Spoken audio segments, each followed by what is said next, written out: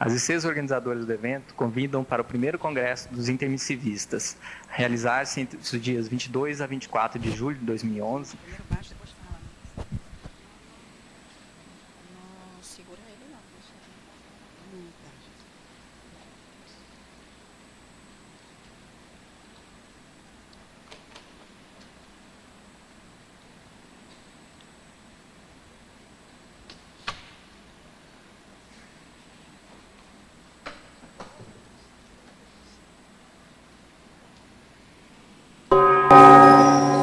Tertúlia. Meu boa tarde aí para todos e todas. Hoje é dia 22 de junho de 2011, quarta-feira. O verbete é 1968, 8 páginas, 47 elogios e 14 máximos.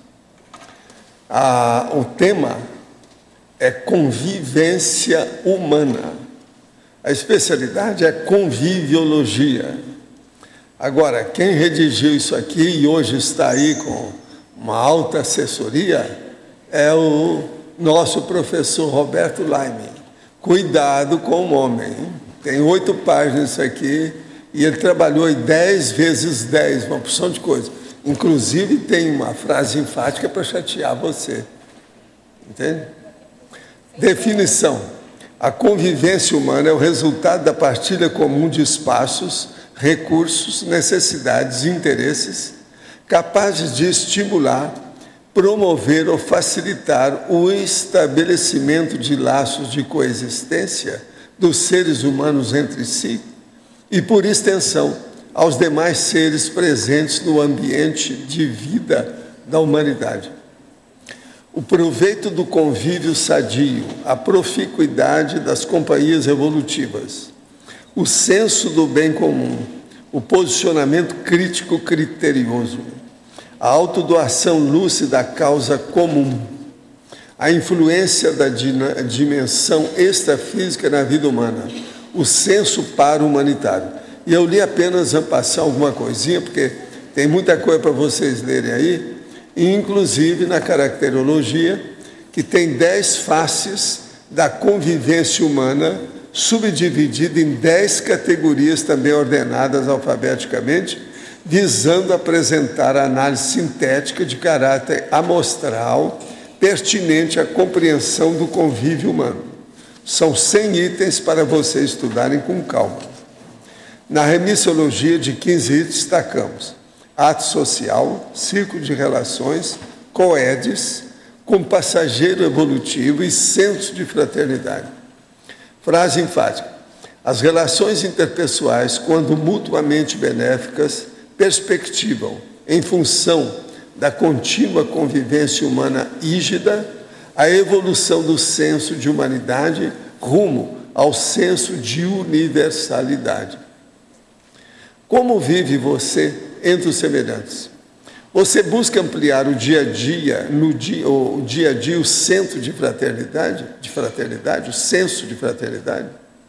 Qual a extensão e qualidade da rede de relações humanas, subhumanas e para-humanas vivenciadas por você? Agora, na bibliografia tem 2 fontes, na webgrafia tem 4 fontes. Agora, questionamento.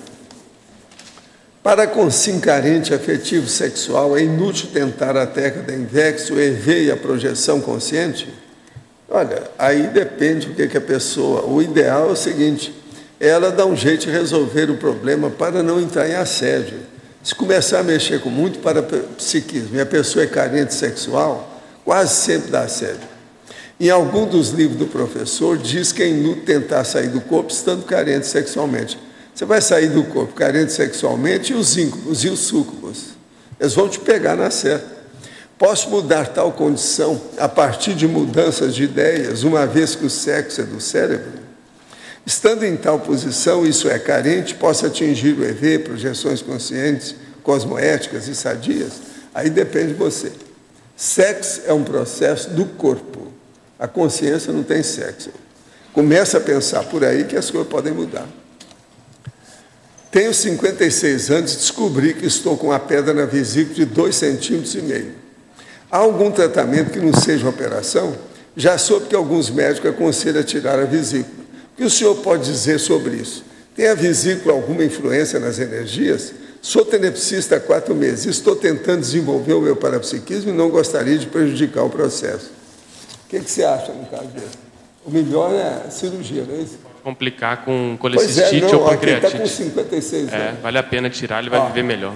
Vamos fazer uma junta médica. Quem é mais que tem aí? A minha opinião é a mesma sua. É o melhor. Agora, para você. Na página 6, Legislogia, poderia comentar a interligação da lei do maior esforço e a convivência humana? A convivência, como a gente colocou, está diretamente ligada à nossa evolução. Se a gente pegar avaliar toda a evolução da humanidade, ela cresceu justamente, né, um dos principais fatores é o nível, né, de convivência que a gente atingiu. E aí, quanto mais a gente aplicar a lei do maior esforço e melhorar o nível de convivência que a gente tem, tanto com aqueles mais próximos quanto os mais distantes, a gente deve acertar mais. Essa é a relação mais direta, assim, e do ponto de vista evolutivo. Gostaria de saber do verbetógrafo se a autovigilância energética ininterrupta poderia ser colocada em parafatologia. É uma sugestão, é uma boa sugestão. Vamos analisar com a Suprema Corte da a voz suprema. Seria possível comentar sua percepção da autovigilância energética ininterrupta aplicada à convivência humana? Sim, a gente está imerso no oceano energético, né? Na verdade, a vida nossa, principalmente energética, é mais energética até do que material em si. Apesar da gente falar tanto da vida material em si, na vida humana enquanto material. Mas, inclusive do ponto de vista da física, nossas principais interações elas ocorrem do ponto de vista energético. Na hora que você vai se expressar, vai se comunicar, né, o seu comportamento, tudo até tem a base da bioquímica e energética. Além do que, aí se considera a questão extrafísica, a sua psicosfera, a assimilação simpática. Então, se a gente colocar tudo junto, a predominância nossa é de interação energética dentro da convivência. Então, haja vista a importância, por isso, não é à toa que se fala tanto em EV. O EV está na base, principalmente, da assimilação, da desassimilação. Isso aí, sem dúvida, é fundamental, né? Essa autovigilância o tempo todo. Tanto com o ambiente, a diversidade de ambiente, a diversidade de pessoas. A gente convive com tudo isso ao mesmo tempo, o tempo todo. Praticamente ninguém está sozinho, né? Principalmente do ponto de vista energético e extrafísico, a gente está interagindo o tempo todo. Eu queria dizer para vocês que estou aqui com as pontuações do CAEC feitas há 2 dias. Já fazia meio ano que não se fazia isso. Então, nós temos aí 781.590 artefatos saber da Holoteca. Tem 86.852 livros e obras escritas. Tem 5.813 dicionários. Tem 1.103 temas diferentes de dicionário. Tem 4.323 periódicos diferentes do mundo inteiro lá. Tem 491.058 recortes de periódico. Tem 278 coleções das técnicas. Tem 72 coleções técnicas prontas para expor. Tem 608 voluntários residentes em Foz. Tem 51 autores do Holociclo publicados. Tem 64 empresários da CC, Tem 65 psicólogos. Tem 38 médicos. Tem 31 engenheiros. Tem 18 administradores. Tem 22 advogados. E tem 13 biólogos. Vocês estão aumentando, né? Você está chamando a atenção para o povo aí. Já tem 13, é muita coisa aí. Biólogo. Agora, gente, eu estou aqui com o iPad. Então, eu queria mostrar uma coisa para dar, antes de começar qualquer coisa aqui, mostrar uma coisinha para vocês. O problema é o seguinte. a tribuna da imprensa, um dos que colaboram lá com o nosso amigo Hélio Fernandes, é o Sebastião Neri. Sebastião Neri é o homem que mais escreve sobre as tricas e futricas da história política do Brasil. Ele conhece isso tudo. Ele é jornalista, já foi deputado federal e continua escrevendo aqui. Então, essa madrugada ele colocou isso aqui. Eu estou falando porque a pessoa, esse cara foi meu patrão. Eu convivi com ele mais que qualquer outra pessoa. Foram 18 anos de serviço, que é o Mário Palmério. Então ele escreveu Mário Palmério e os Asilados. É uma coisa curta, eu vou ler tudo. Sebastião Neri. Mário Palmério, embaixador do Brasil em Assunção, no Paraguai, escrevendo seus romances e compondo as belas guarâneas. A Saudade, por exemplo, que é a guarânia dele, só não é mais popular lá no Paraguai devido ao hino nacional do Paraguai. Fez da embaixada um refúgio de políticos e intelectuais da oposição. Uma tarde, chega o então ministro do exterior, Sapenha Pastor. Senhor embaixador Dom Palmério, nosso país deseja e precisa manter as melhores relações com o Brasil. Mas o senhor tem aqui na embaixada, exilados, mais de 40 inimigos do governo paraguaio. E isso está causando os maiores problemas para nós. O senhor não podia tomar uma providência para ajudar nosso governo? Aí o Mário, pois não, senhor ministro, já estou tomando. Vamos lá em cima, no segundo andar, para o senhor ver a beleza de apartamento que estou preparando para exilados de luxo. Mas, Dom Palmério, esta é uma brincadeira de mau gosto. Não é não, Dom Pastor. O general Stroessner, hoje seu presidente, em outros tempos, já foi hóspede da nossa embaixada. O senhor, em qualquer eventualidade, será nosso hóspede. O ministro continuou preferindo as guarânias do Palmério. Agora, gente, é típico do Mário. Eu conheci essa história dele, tem muito mais história desse tipo. Foi com o Chico Xavier que nós viemos aí, fizemos até mais de uma viagem com o Chico. A gente vinha de César, foi quando a gente passava também por aqui, por isso que eu conhecia bem isso aí. Agora, ó, isso aqui é a década de 50, tá? Para vocês terem uma ideia da história. 50, década de 50. Agora, é em cima do lance. Eram as coisas mesmo, nossa, perfeitas. Entende? Ele está falando a verdade. Agora, o Mário era esse temperamento mesmo. Ele era gaiato, cômico, super inteligente, um QI elevadíssimo. E outra coisa, político, até já nasceu desse jeito em muitas vidas, que eu conheço do passado, né? Meu amigo, né? Tudo de casa. E outra coisa, ele acertou a minha vida, porque foi ele que me pinçou lá em casa e trouxe para trabalhar com ele. Eu nunca mais paguei nada das minhas coisas, porque eu fui trabalhar. Agora, fui funcionário lá há muito tempo. Eu trabalhei com ele ao todo, dentro do processo, até chegar perto da universidade, por 18 anos. Não é fácil, né? Lá dentro da situação. Agora, que morei junto com ele, da família, foram 14 anos. Por isso que aqueles que foram conosco ao Uberaba, viu o filho dele que eu ajudei a criar, que é o Marcelo, que hoje é o reitor da universidade. Entende? Tudo de casa. Agora, isso aqui é para dar uma ideia para vocês, quem era o Mário. Ele era isso. As coisas mais sérias, ele colocava a brincadeira, quebrava, sabe? Aquela tenência, a situação, toda a tensão, melhorava demais. Super inteligente. Outra coisa, extrovertido, dominava qualquer auditório, falava qualquer coisa. E outra coisa, escrevia muito bem, né? Basta ver os livros dele aí, que vocês vão ver como é que é. De modo que, fora de série. O nosso amigo está falando a verdade. Eu não podia deixar passar isso. Eu pego às 3 horas da manhã, ligo aqui, está lá, Mário Palmério com o negócio, tudo aqui em casa, as coisas nossas que eu vivo falando para vocês. Impressionante. Tribuna da Imprensa. Agora, isso está no iPad meu. Eu tenho aqui os jornais. Olha aqui o tanto de jornal. Isso aqui é só jornal, tá? Isso aqui já é outra coisa, mas tem revista também aqui, ó. Isso é a segunda. E por aí vai. Agora aqui está, ó. Kindle, Barnes & Nobles, e por aí vai. Wiki, Sahara, Readers, iBooks.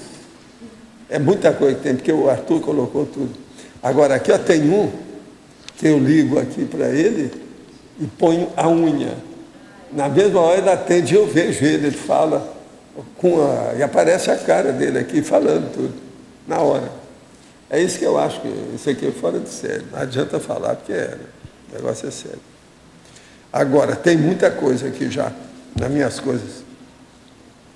Mas eu não uso tudo, não. Eu vejo mais, por exemplo, o que eu vejo mais é o Globo, a Folha, a Gazeta do Povo. O Estado de São Paulo tem problema porque tem que pagar para ver. E eu só pego boca livre, senão não vai. Agora, a Folha de Londrina, Estado de Minas, Tribuna da Imprensa, Valor, entende? O Povo, tudo eu tenho. Você pode pegar aqui e ver. Agora, o que é bom disso é que começa às 3 horas da manhã, já dá para ver uma opção de coisa. Então, gente, eu entrego o Roberto para vocês aí. Aqui a Vivian. Aqui o Roberto. Tem mais gente? Você pode falar aqui. Aqui, Vivian. Na caracterologia, na página 7, na realidade, o item F, eu queria que você aprofundasse essa característica dessas faces, né? Espaciológica. Página 9. Página 9. Então, qual item? F, espaciológica. Ah, tá, o Geraldo. Tem 10, veja bem, tem 10 categorias aí. O espaço é um dos pontos comuns de convivência, né? Em geral, toda convivência humana ocorre em um determinado espaço, né? Em um determinado tempo. Então, aí tem vários itens que mostram essa importância da partilha do espaço, né? Toda a comunidade, todas as características humanas de interação ocorrem justamente em um determinado espaço. As reuniões, as tribos culturais, né, elas partilham um determinado espaço. A questão da vizinhança, que é um dos pontos sempre ressaltados em termos de convivência.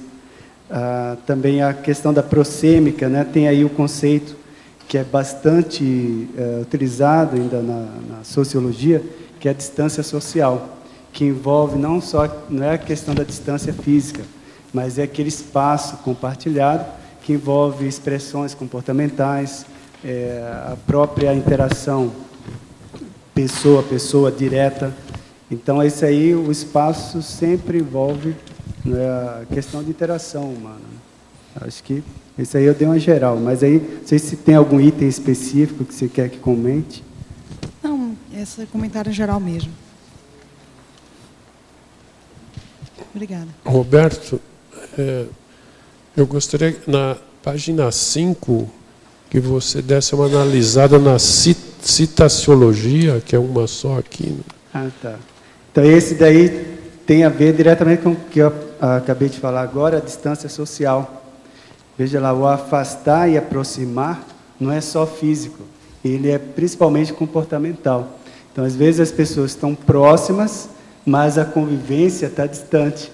Então, justamente porque não tem interação, não tem troca, às vezes de afeto, troca comunicativa, a comunicação é falha. Então, esse saber afastar-se e aproximar-se é saber, né, quando que você vai interagir, né, mais próximo com a pessoa ou afastar-se. Igual, por exemplo, até na dupla evolutiva. Então, a pessoa vai fazer o laboratório. Você não vai ficar lá de plantão no laboratório preocupado, e aí, foi tudo bem, como é que você está? Então, você tem que saber afastar, né, deixar a pessoa ter um momento de reflexão, de autoanálise, e aí se recolher. Então, esse jogo, né, aproximar e afastar, eu achei que eu selecionei justamente por ser um ponto, um detalhe, né, dentro da convivência que merece atenção. Né? O tempo todo a gente lida com isso. A mesma coisa, um outro exemplo mais extremo, a questão do xereta, né, do intrusor. A pessoa vai xeretar ali a coisa, então ela está invadindo o espaço do outro, está desrespeitando ali o espaço do outro. Não está sabendo manter a distância social, a distância interativa. Não sei se ficou claro aí. Está claro. Agora, a outra coisa, a tecnologia, essa técnica do morde-a-sopra, para a questão de vamos dizer, de uma convivência humana sadia. Talvez a intenção foi essa, né? O morde e assopra é um dos pontos que a gente também, principalmente quem está mais próximo, né? Na convivência mais próxima, porque você vai apertar em determinados pontos, principalmente a pessoa que trabalha procurando expor as verdades, né, para a pessoa, a crítica. Então, você uma hora faz a crítica, outra hora você acolhe, você faz o acolhimento. Então, isso é uma flexibilidade. A flexibilidade é uma característica fundamental para manter uma convivência sadia, né?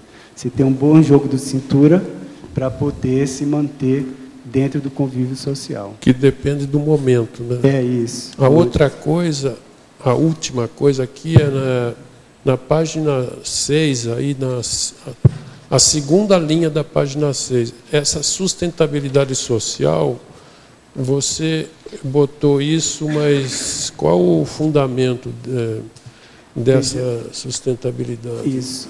Boa parte dos problemas sociais que a gente tem, inclusive que gera, vamos dizer, até desafetos, intrigas, principalmente por parte de grupos sociais, né? O grupo dos favorecidos e dos não favorecidos. Então, isso gera estresse social, né? A pessoa que estava, vamos dizer lá, desempregada, ela está passando por um estresse, ou ela está numa condição, vivendo num ambiente, um ambiente mais degradado. Então, como é que a pessoa pode pensar em um convívio sadio, né? A pessoa que mora, ou ela trabalha num ambiente mais degradado, ela convive a convivência dela é predominantemente negativa, né? Interações mais negativas. Então, a sustentabilidade social, ela permeia um pouco tudo isso aí. Então, se o governo, a sociedade, não está garantindo sustentabilidade social, como é que a gente pode falar em uma convivência sadia, né? Aí que fica um pouco utópico a gente, né, defender essa convivência sadia sem sustentabilidade social, que envolve, não é só a questão econômica e financeira, mas a questão também do ambiente, as questões afetivas, né, das relações sociais. Então, eu acho que, né, interfere em tudo, sim, a sustentabilidade social. Correto. Roberto. Obrigado. Roberto, aqui na página 8, letra C, comunicativa, item 2, empatia. Você poderia, por favor, aprofundar a sinergia e sintonia da simpatia gerando a telepatia? Eu coloquei isso quase que um crescendo, né? A telepatia, ela é um processo comunicativo mais refinado, né? Ele é parapsíquico, e aí a tendência é de ocorrer com aquelas pessoas que têm uma sintonia mais refinada. Não é isso? Essa sinergia, justamente, é interação fortalecida. Essa interação é fortalecida, né, pela afinidade das partes. Então, essa afinidade, né, num tom de comunicação, pode gerar essa telepatia. É muito comum o caso assim, dos casais, os amigos, os familiares, que têm uma boa relação, principalmente, né, de base afetiva e comunicativa, a tendência é ocorrer, né, a telepatia espontaneamente. Não, pensei em você, não, pensei nisso, a pessoa passou em tal lugar e comprou, fez uma compra, um alimento, um objeto, né, pensei em você e aí... Então, essa sincronia, né, acaba ocorrendo, e aí, em virtude dessa interação comunicativa positiva. Tá bom, obrigada. Roberto, tem duas questões aqui, talvez você pudesse abordar em conjunto. Na página 6, na segunda linha, você coloca os limites cognitivos do Homo sapiens. Uhum. E na página 8, no item 7, logo no início aí, intelectualidade, você coloca o poder de polarização social da polimatia. Você pode abordar essas duas questões no contexto do verbete, por favor? Isso. A cognição, eu considero, né, um dos pontos críticos do Homo sapiens, porque é o que fez o diferencial evolutivo nosso, né, em termos de humanidade. Quanto maior a ignorância nossa, mais, vamos dizer, furos, brechas, gaps, principalmente nas interações sociais, a gente vai ter.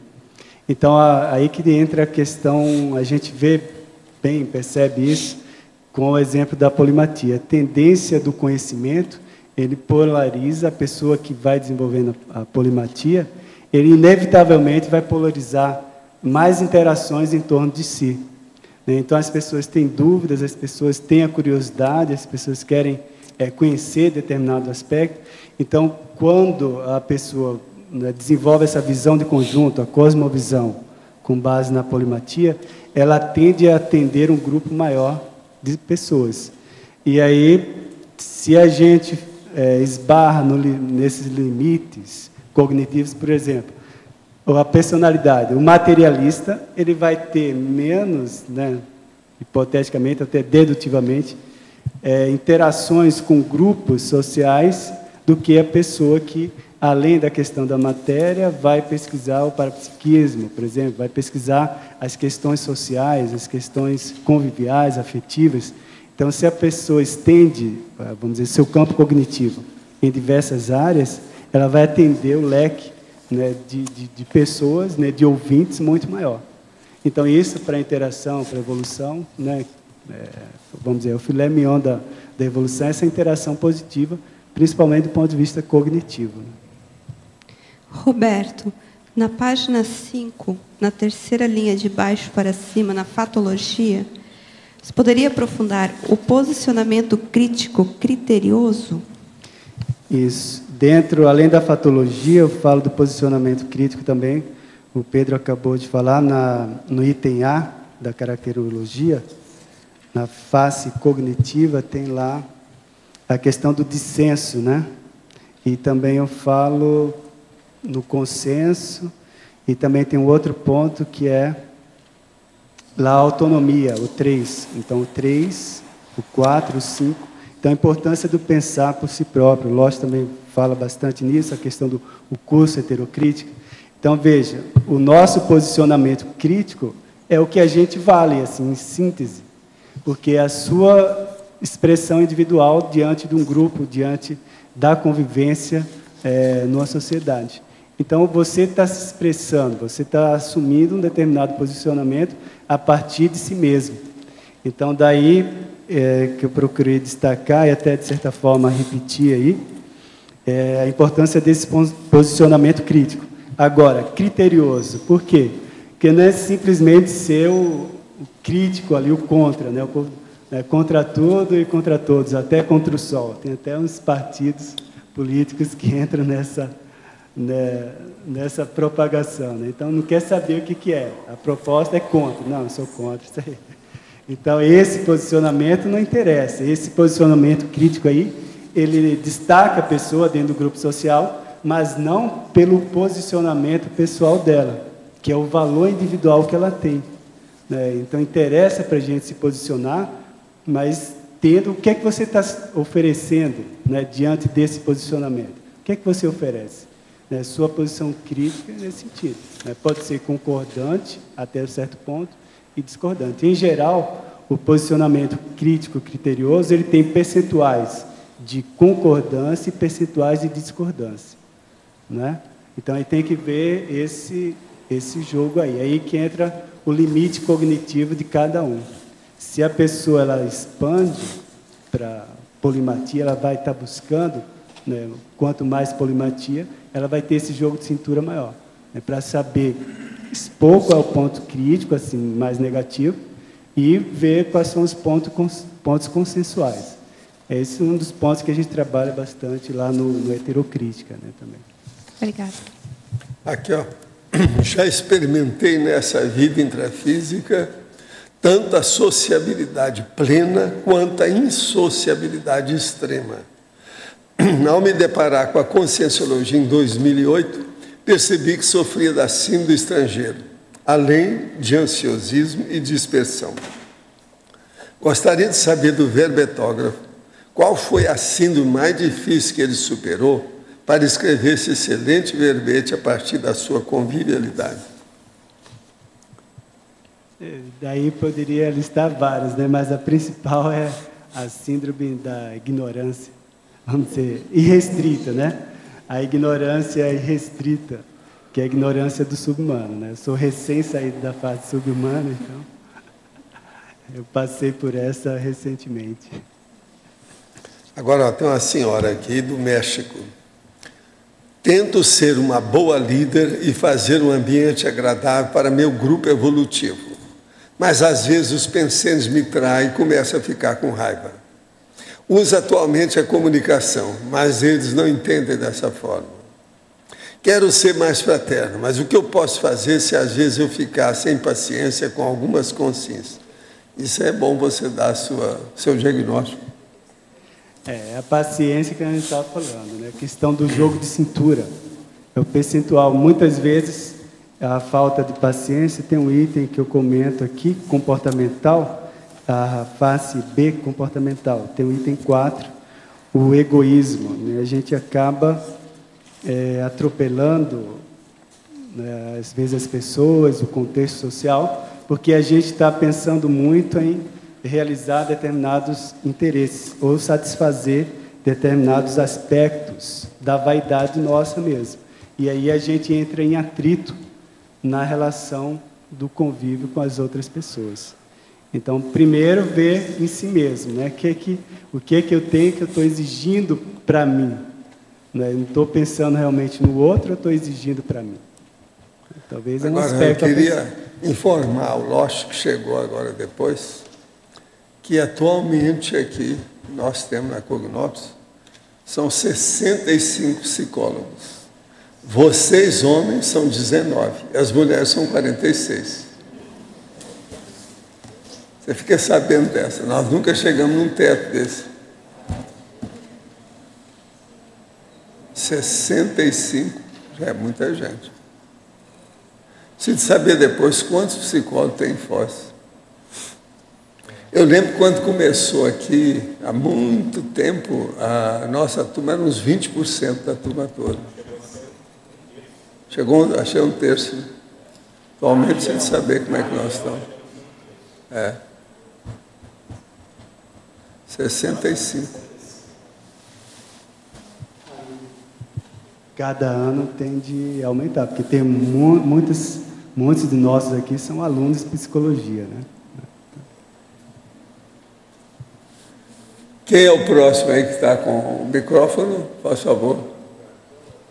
Desculpa falar Robertão, mas é que eu tenho intimidade com ele. A página 8. Não, quando vem de cima, né? Quando vem de cima, a gente tem que entender isso. Hoje foi o dia de eu descer para cima aqui, né? Descer para cima. Descer para cima aqui, que é o ápice da debatologia. Na página 8, número 8, ali na frente tem o 171. O que é isso? Eu não sei. 171? Não sei. Isso é coisa que o Loche é que entende isso. Aqui, ó. O Loche é que devia explicar essas coisas. É o problema de BO, não é? BO. Quer dizer, um cara bonito. Aqui. É um problema de BO. BO começa bonito. BO. Eu ouvi falar alguma... Mas eu ouvi falar essa expressão, aprendi lá no Rio de Janeiro. Né? Eu sei que é alguma coisa... Agora, o que é engraçado é que ele não explicou nada. Ele só falou 171. Mais nada. Falou mais nada. É autoexplicativo, né? Mas... Para quem não sabe, 171. 171, mais nada. Mas por que tem esse 171? É alguma coisa de criminoso, eu não sei direito. Olha antes e depois, que está explicando tudo. Mistificações e cambalagem. O que mais? Precisa explicar mais? Estelionato. É o artigo 171. Ela está explicando que é o artigo 171 do Código Penal. O artigo... Talvez Roberto, fosse o caso de colocar o ano, né? Roberto, aqui em cima, no B. Queria que você explicasse na página 10, os itens da evolutiva 9 e 10, as simplesiomorfias e sinapomorfias. Sinapomorfias, isso. E depois, então, só um erro que passou aí, na antonimologia, é eremitismo, não eremetismo. Ah, tá. Consultei na... Ah, sim, esse aqui é eremitismo. Eremitismo. Tá, então, em relação à evolução, eremitismo. Em relação à evolução, uma simplesiomorfia são aquelas características mais primitivas, que a gente considera o atavismo. O atávico é aquilo que é mais antigo, é o mais primitivo. Então, simplesiomorfia humana, eu destaquei aí a questão do porão consciencial, que aí envolve uma série de comportamentos, né? Se a gente for avaliar a questão das brigas sociais, religiosas, entra na simplesiomorfia, o porão consciencial. A pena é que o Adélio não está aí para falar nisso, né? E a sinapomorfia é aquilo que derivou, aquilo que é mais recente, aquilo que é novo. Então, as características recém-evoluídas. E aí entra, então, diversidade cultural, a tecnologia, a própria política, né? Um advento, se você for avaliar os outros grupos sociais que tem aqui, pelo menos no planeta, a política é tipicamente do ser humano.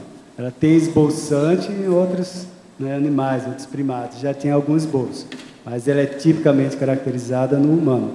O sedentarismo também é tipicamente do humano, né? Então, essa conduta são aspectos que fazem parte da, vamos dizer, o convívio social e que está dentro do aspecto evolutivo aí.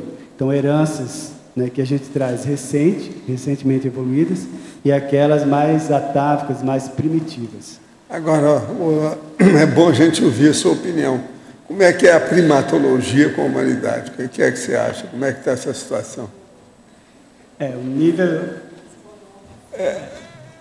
o nível de proximidade, tem vários aspectos aqui, eu me baseei justamente nisso, né? Não está explícito, mas ela está implicitamente presente. Então, se considerar, por exemplo, cultura, a cultura é um aspecto, né, da convivência que nasce principalmente na primatologia. Então, essa questão de ensinar dentro do grupo social.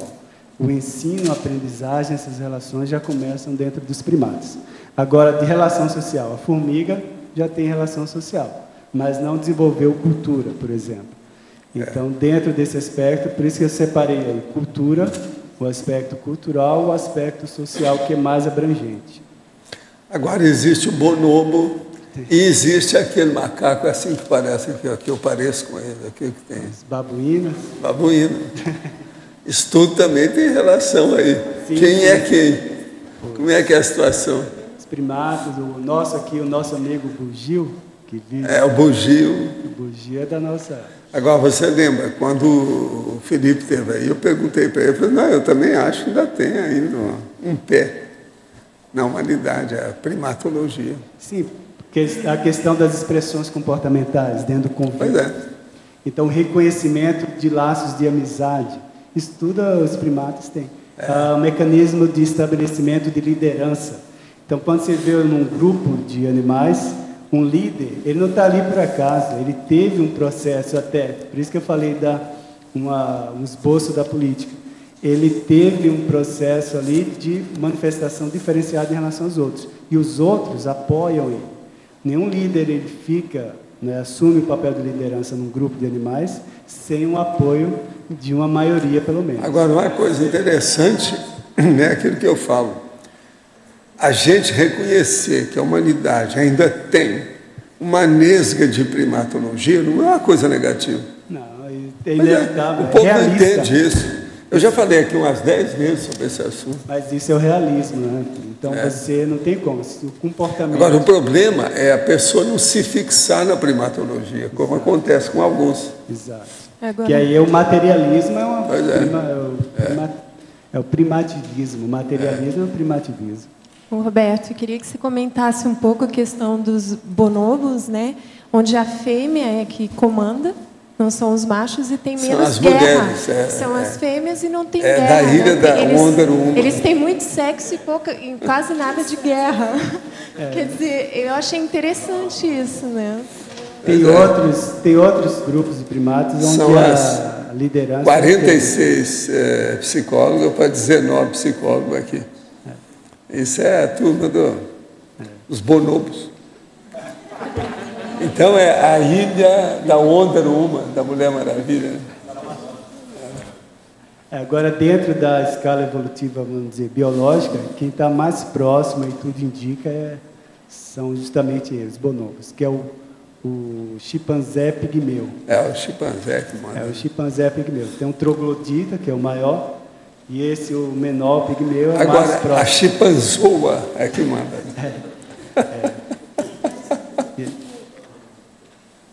Eu vejo interessante essa questão de diminuir a guerra, né? Porque a fêmea, ela não tem tanto testosterona ou não tem tanta agressividade quanto o macho. Tem isso também, mas o que pesa no caso dos bonobos é a questão da promiscuidade, que acaba...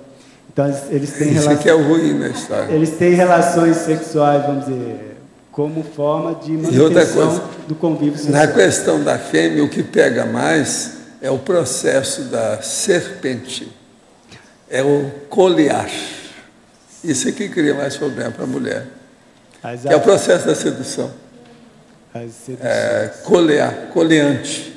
É o problema da serpente. Então, as víboras são perigosas. Ela está querendo saber de um lado, é bom saber tudo, né? De um lado e do outro. Né? Dentro dos primatas tem uma série de tipos de relações nesse sentido, né? Tem grupos que as fêmeas que procuram, elas saem do grupo maternal e vão procurar formar novos grupos com os machos. Tem grupos que são justamente o contrário, o macho que sai e procura, vai formar um novo grupo com novas fêmeas. E aí tem uma diversidade de formas de interação nesse sentido. Agora, eu acho que a mulher tem evoluído mais rápido e mais sério do que o homem, se você for olhar o processo de gênero. Pelo seguinte, conosco aqui, por exemplo, elas estão deixando de dar luz para dar luz mental somática do discernimento. Então, vem a gestação consciencial em todo lugar. O homem nem está aí. Os homens agora estão querendo virar homossexuais, a maioria, vocês estão vendo que defende. Quer dizer, há um processo de evolução muito mais sério nas mulheres. Outra coisa, tem menos lésbica do que homossexual. Isso mostra que tem um processo evolutivo aí. Por isso que eu falo, o gilossoma é superior ao andossoma. Tem o estresse dos hormônios. Isso vale a pena pensar, né, nessa história. Tem que fazer um programa de reposição hormonal masculina, né? Isso dá uma melhorada. Estresse dos hormônios. Roberto. Agora, ó, o Adélio chegou, viu? O Adélio chegou o Adélio. Ele acabou de adentrar o recinto. Roberto, aqui na página 10, o número 7 aí em cima, né, na segunda. 6, depois 7. A simbiose, eu gostaria que você desse uma geral aí, que é da tua área, né? Fauna e flora. Isso está dentro da partilha de espaço, né? A fase espaciológica. Então, a fauna e a flora domésticas. Isso aí está dentro do convívio com a subhumanidade, né? Isso aí faz parte do ambiente de convívio nosso. As zoonoses endêmicas, igual a gente tem aqui o problema com dengue. Então, os parasitas, de modo geral, verminoses, isso aí a gente tem que aprender a conviver com isso. Então, de vez em quando, tem que fazer esses exames, sim, para a pessoa que, principalmente quem interage mais com os processos da natureza, é bom estar sempre em dia com o check-up, os exames. Os simbiontes internos, que é digestivos, digestórios, e os externos, principalmente dérmicos. Então, a gente não consegue conviver ou ter uma boa saúde sem estar convivendo bem com as suas bactérias, principalmente fungos, internamente, nem externamente. A gente tem um conjunto de bactérias e fungos, tanto no trato digestivo, ou digestório, quanto na derme, na cabeça, nos pelos, do modo geral. Então, tem que aprender a conviver com isso.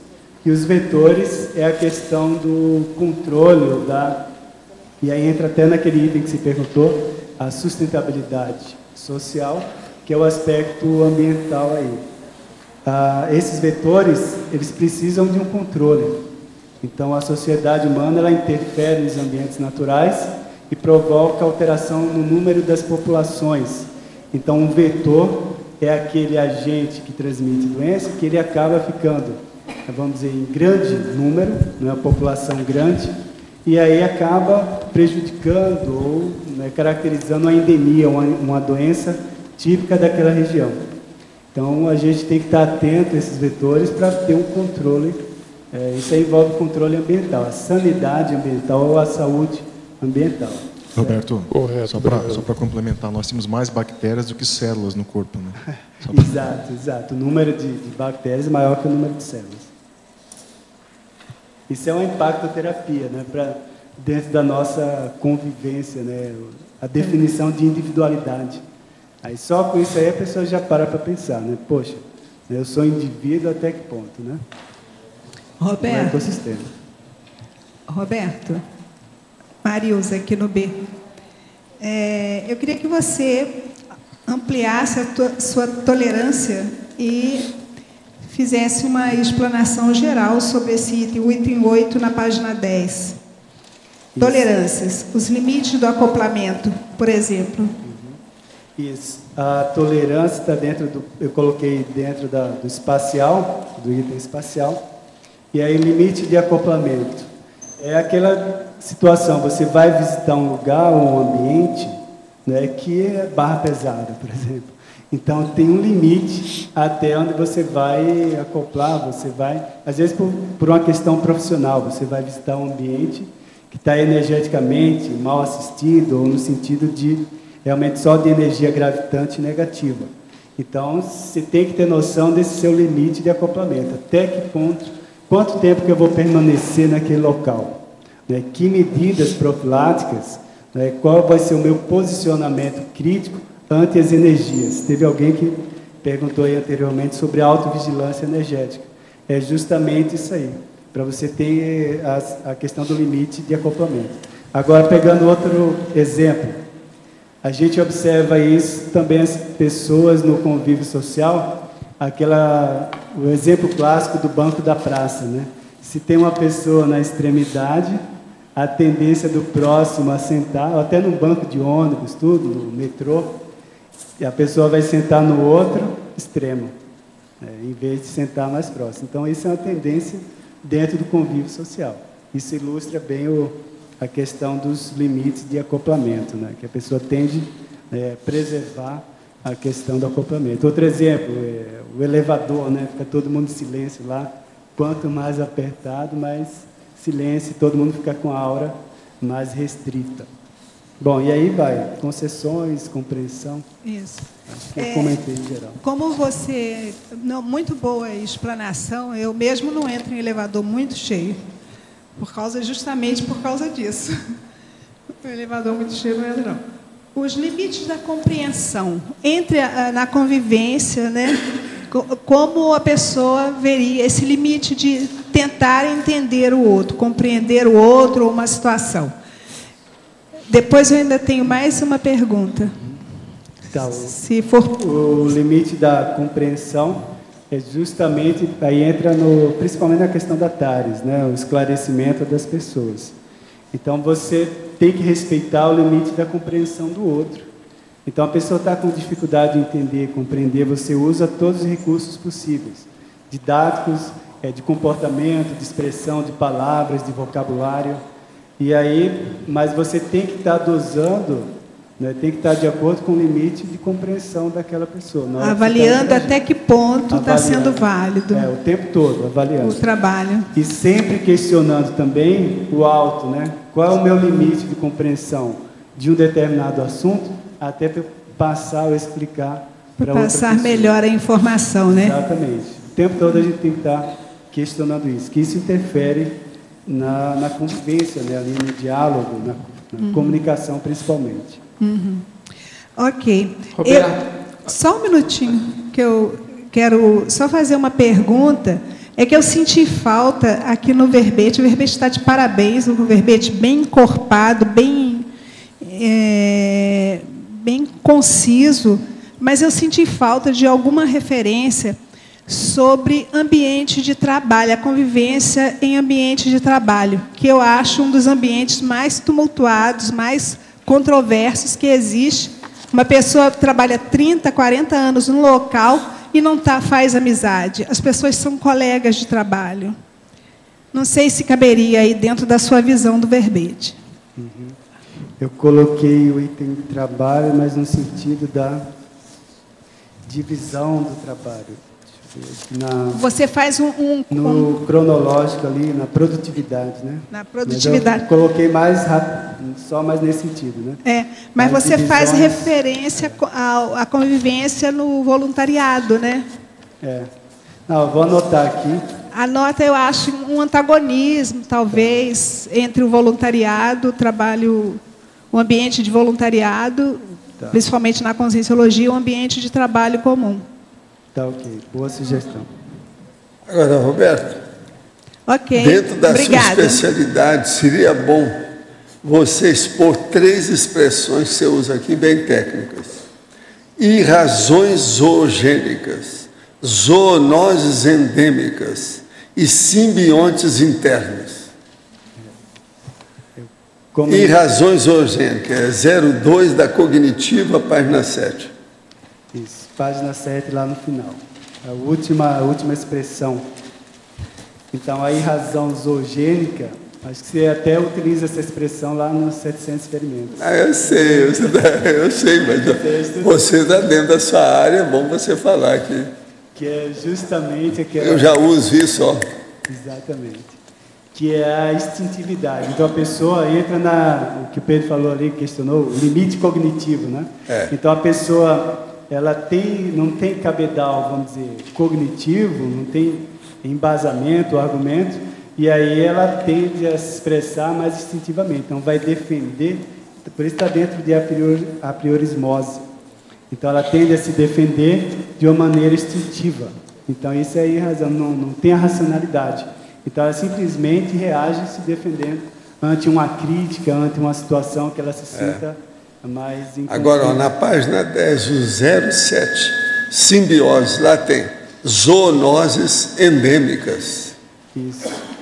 Eu comentei com a Arlindo, essa zoonose são as doenças provocadas pelos animais, em geral, típicas de uma determinada região.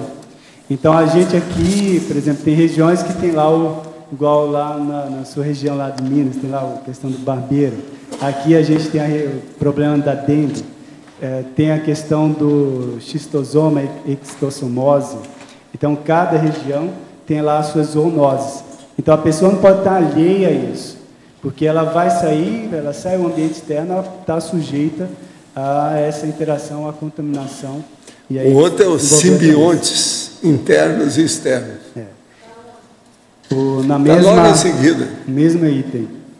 Então, isso aí são tipicamente da biologia.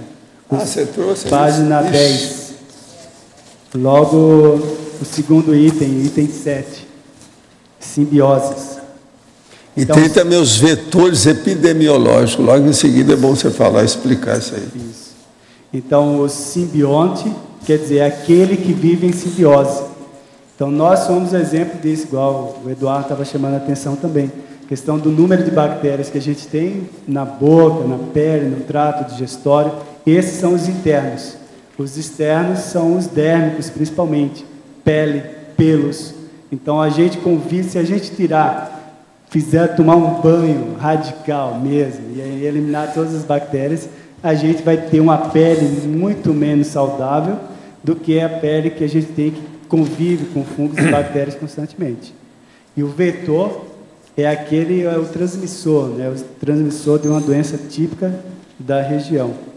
Então, o vetor, a gente tem que estar atento a isso. Por exemplo, toda a sociedade humana tem problemas típicos, com vetores bem característicos, que é barato, rato.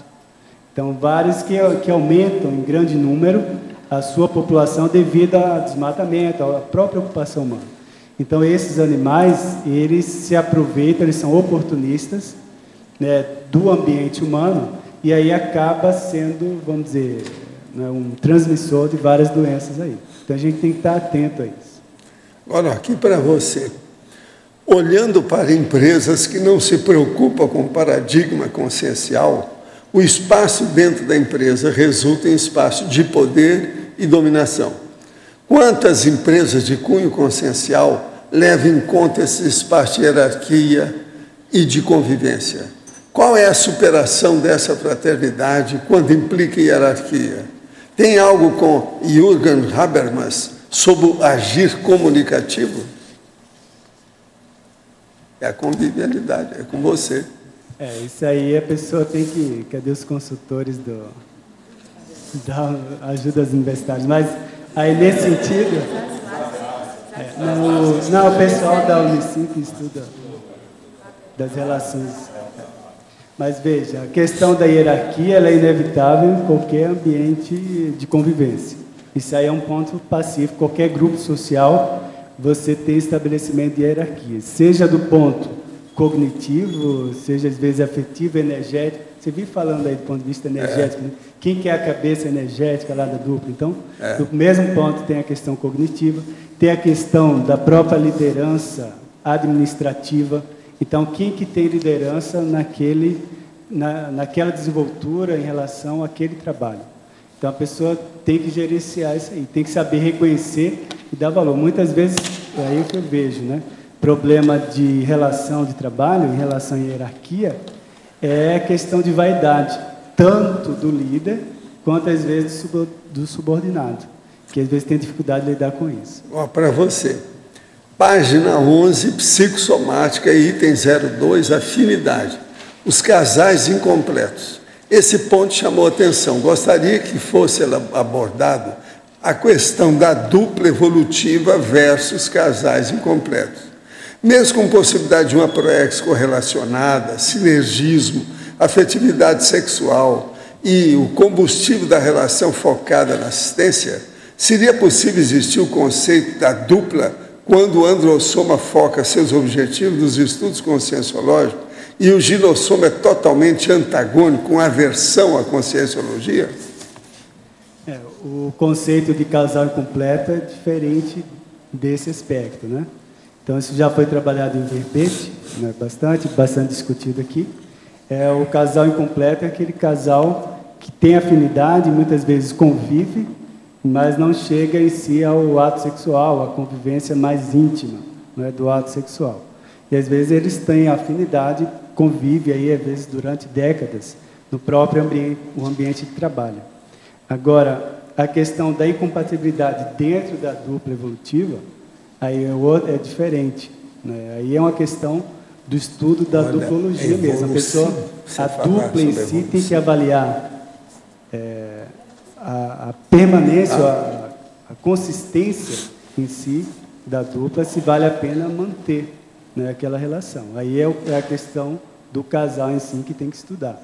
Se o nível de compatibilidade entre eles né, vai permitir continuar por um bom tempo, né, trabalhando com essas questões que são verdades relativas de ponto e que tende a incomodar, tende a mexer, tende a modificar. A gente está trabalhando com itens de evolução. Evolução quer dizer mudança. Então, a dupla evolutiva, que é estacionária, não existe a dupla evolutiva estacionária. Então, é dupla estacionária. Então, se os dois não estão, vamos dizer, crescendo mutuamente, né, havendo ajuda mútua, eu falei em vários momentos a questão de dupla evolutiva, ela está permeando aí em outros aspectos, mas não nesse do casal incompleto, é outro aspecto. Não sei se ficou claro aí para você que tem essa diferença. Casal incompleto é uma situação, dupla evolutiva é outra, e dupla estacionária é outra coisa, não é dupla evolutiva. Tenho uma filha de 9 anos no 4º ano do ensino fundamental. Desde o início do ano, a professora da escola e do curso Kumon que ela faz tem reclamado de falta de interesse. Eu e meu marido conversamos muito com ela, mas percebemos que não tem adiantado. Ela está com problema na escola e não estamos sabendo lidar com a situação. Sei que no CEEC tem o grupo da Evolucim. Gostaria de saber como entrar em contato e se vocês podem me ajudar. Cadê a turma da Evolucim que está aí? Pode falar, ó. Olha o microfone. Olha o microfone. A ID.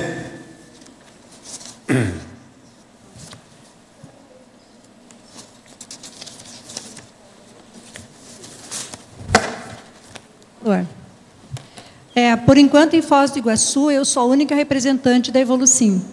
E ela poderia entrar em contato comigo por e-mail que seria a melhor forma. Então, meu e-mail é hsm@via-rs.net. Seria bom ela entrar em contato, que a gente pode conversar a esse respeito. Tá? A gente fica à disposição, então.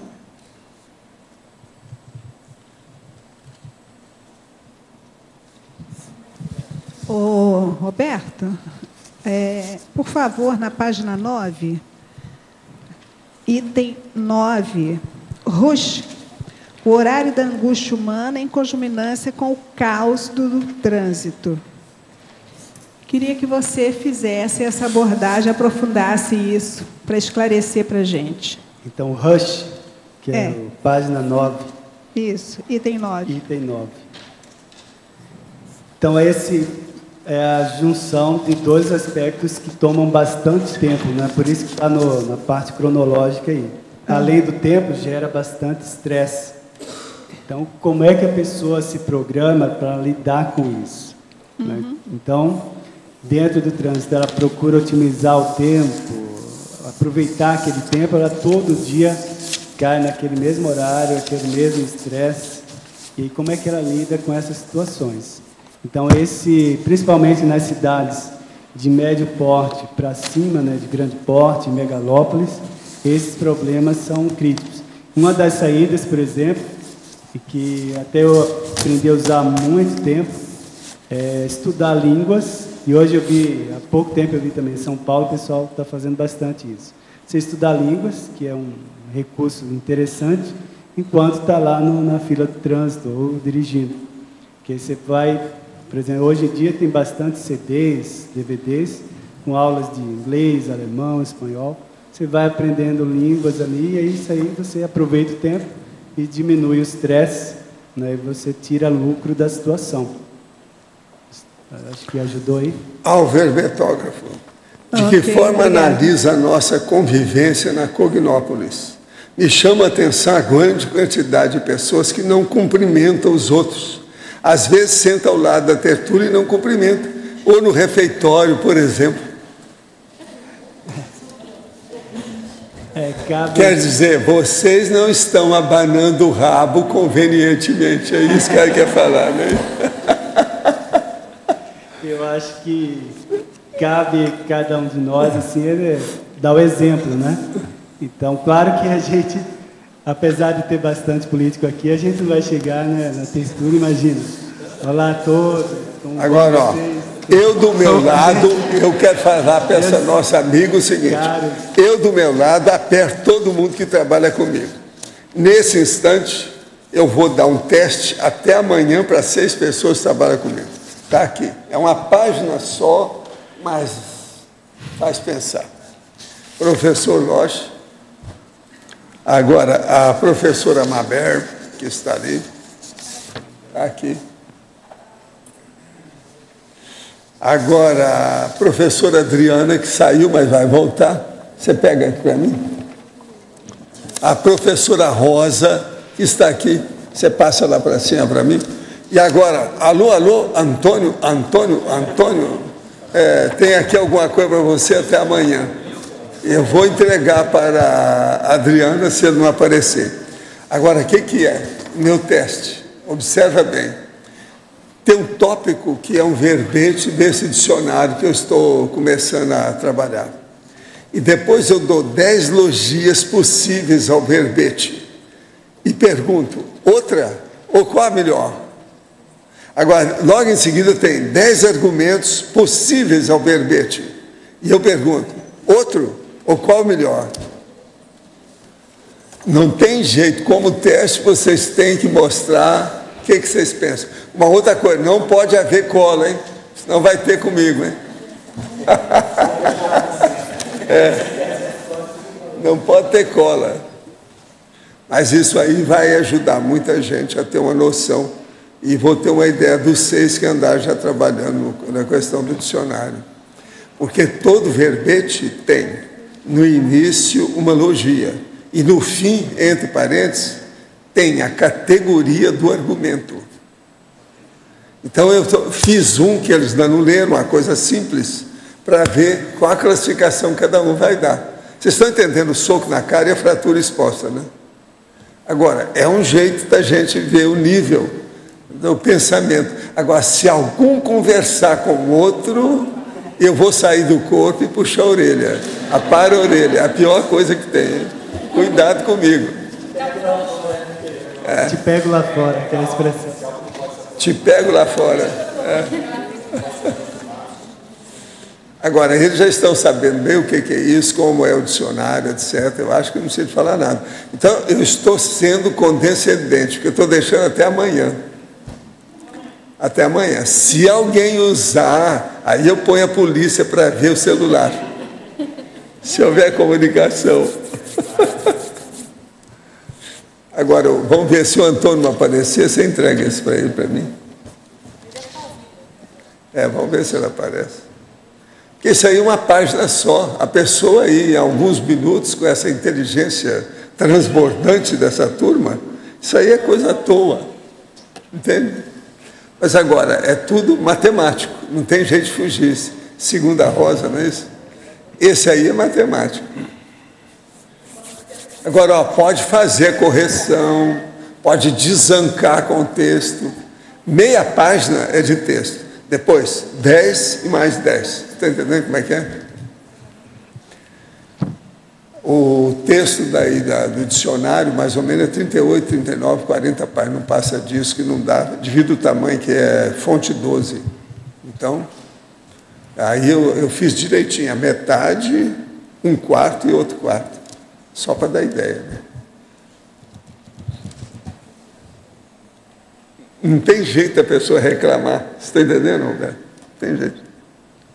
Roberto, na página 11, social, princípio, item 10, princípio da igualdade. Isso. Você coloca a igualdade ideal e mais ao final você coloca os limites da diferença. Eu gostaria que você comentasse aí esse item, por favor. A igualdade ideal é aquela esperada do ponto de vista social, né, que todos realmente têm acesso aos recursos, aos espaços, de uma maneira irrestrita, né, que a sociedade consiga atender às necessidades individuais, né, as necessidades de todos. Esse aí é o tratamento da igualdade, né, no sentido do ideal. Os limites da diferença é que, na prática, por isso que eu terminei com limites da diferença, na prática, dentro de qualquer sociedade, você tem grupos diferenciados, que faz parte da diversidade cultural. Isso envolve a questão dos limites cognitivos, as tendências culturais de cada grupo. Então, a gente tem que saber lidar com essas diferenças. Tem, para alguns grupos, né, sociais, o consumismo, por exemplo, que é uma característica tão comum na sociedade, na cultura ocidental, ou capitalista, para alguns grupos ele não é tão, tão valorizado. Para o misticismo, por exemplo, para algumas sociedades, eles têm inúmeras abordagens, né, as questões míticas ou mitológicas. Então, a gente tem que saber lidar com essas diferenças, principalmente de cada grupo social, devido à cultura na qual ele se desenvolveu. Então, isso é a questão do respeito mútuo, não é multilateral. Não sei se está mais claro agora aí. Se tiver alguma dúvida. E nesse ponto também eu comecei o princípio falando da desigualdade de tratamento, né, que isso é tem um paradoxo lá. O pessoal, não sei se quem está aqui da direitologia quiser comentar mais, que cada pessoa, o princípio da igualdade já começa tratando cada um individualmente. Então, se cada indivíduo ele é diferente, então a desigualdade de tratamento está íncita, está dentro do princípio de igualdade. É uma questão paradoxal, filosófica, mas que está dentro do direito aí. É uma questão interessante. Roberto, aqui no... Adélio. No Efeitologia, você comenta o efeito evolutivo da convivência sadia, né? A gente poderia dizer que, em termos de convivência, ela seria um mega efeito na questão da evolução. A base do processo evolutivo é a convivência. Isso. E isto levado para a TENEPS e daí para a UFIEX seria a base da questão evolutiva. Como é que a gente poderia expandir isso? Esse aí eu coloquei de uma maneira simples, mas ao mesmo tempo ele é abrangente, porque a convivência sadia com qual grupo? A gente tem sempre que lembrar, quando falar de social, do cultural, da convivência, é a convivência com qual grupo? Esse grupo de convivência direta, familiar, é o grupo da convivência mais cognitiva, intelectual, grupo da convivência de trabalho, é o grupo, enfim, a convivência, por exemplo, de nacionalista, ou, né, no caso do país, o grupo de convivência americano, sul-americano. Então, veja, a gente tem vários níveis, instâncias, né, de convivência. Então, esse efeito, vamos dizer, evolutivo está no geral por causa justamente disso, de modo que contemple esses diferentes grupos. Agora, do ponto de vista evolutivo, vai ser mais positivo aqueles grupos ou convívio com quem está mais, vamos dizer, ligado dentro da questão de evolução. Não só envolvendo também o parapsiquismo, mas aquilo que a gente comentou agora, por exemplo, a noção da evolução biológica, né, a evolução dos primatas e humanos. Então, essas correlações. Então, isso aumenta, vamos dizer, a capacidade cognitiva nossa, assim, no sentido de entender as reações humanas. Que tem muita reação humana que ela é instintual, instintiva, e é puramente ali de bicho. Às vezes é por hormônio, né? A pessoa está reagindo com uma determinada agressividade por uma questão, às vezes, de oscilação hormonal, um desregramento hormonal. Então, veja como é que é complexo, como tem vários aspectos que a gente deve considerar na convivência. Então, é por isso que eu coloquei lá no item da psicossomática, as emoções, eu destaquei um item sobre hormônios. E muitas vezes as pessoas têm reações instintivas dentro do convívio social, você até se surpreende, e ali foi simplesmente uma questão de oscilação hormonal, e etc. A pessoa está com distúrbio hormonal. Se ajudou aí a Não, acho que sim. Agora, a gente pode também, em termos de conscienciometria, levar em consideração que o processo evolutivo, ou a verdadeira conscienciometria, seria essa questão da inter-relação, da interassistencialidade, mas focada no processo da convivialidade sadia, né? No processo da convivência sadia como um todo, né? Isso. Eu destaquei logo isso aí no primeiro item da caracterização, que é a aprendizagem, né? A interaprendizagem, a aprendizagem mútua. E aí você vai ver que a gente aprende muito convivendo com os outros. Só de observar o comportamento, as reações, a maneira de se expressar, a forma de comunicação, tudo isso é fonte de aprendizagem. E isso, quem traz é o convívio.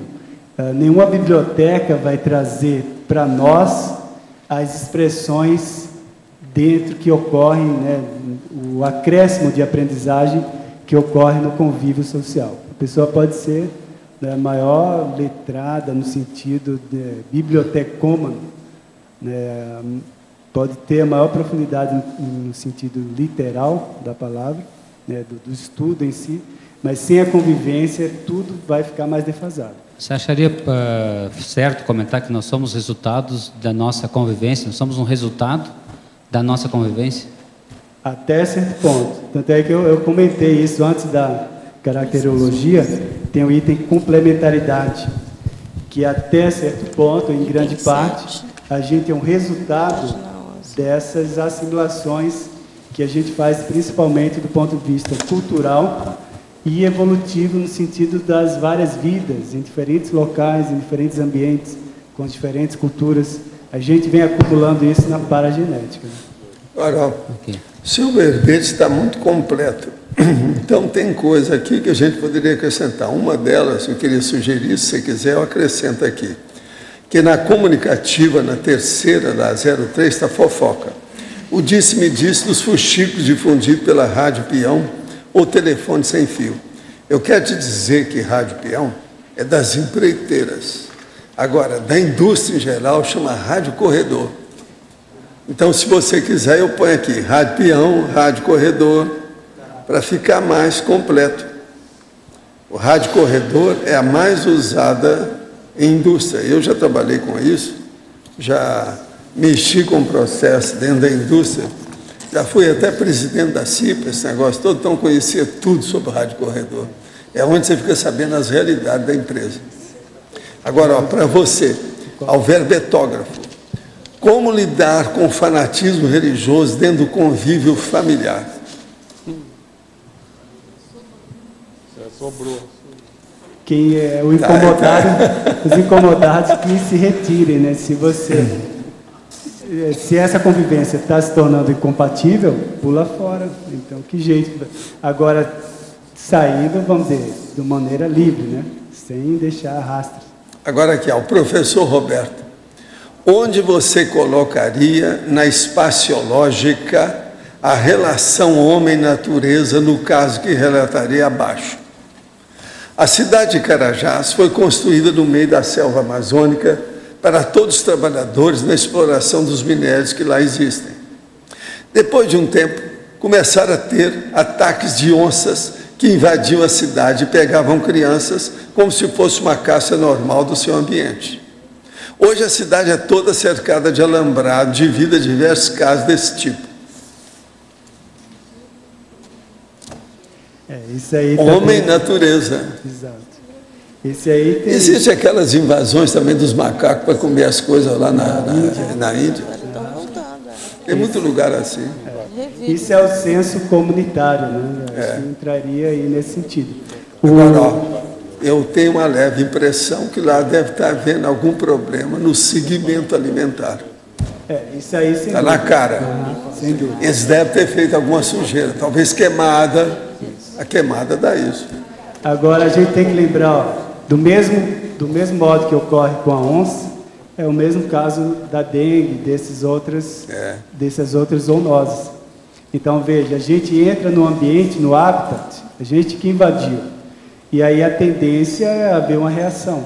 Então o animal vai procurar alimento, não vai encontrar, ele vai procurar onde tem, ele não vai saber que vai ler placa humana, então ele não vai saber os limites.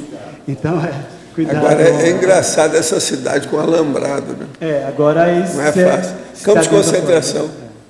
Mas, ó, pelo que eu vejo, a tendência é diminuir isso, porque as espécies vão reduzindo. Vão reduzindo.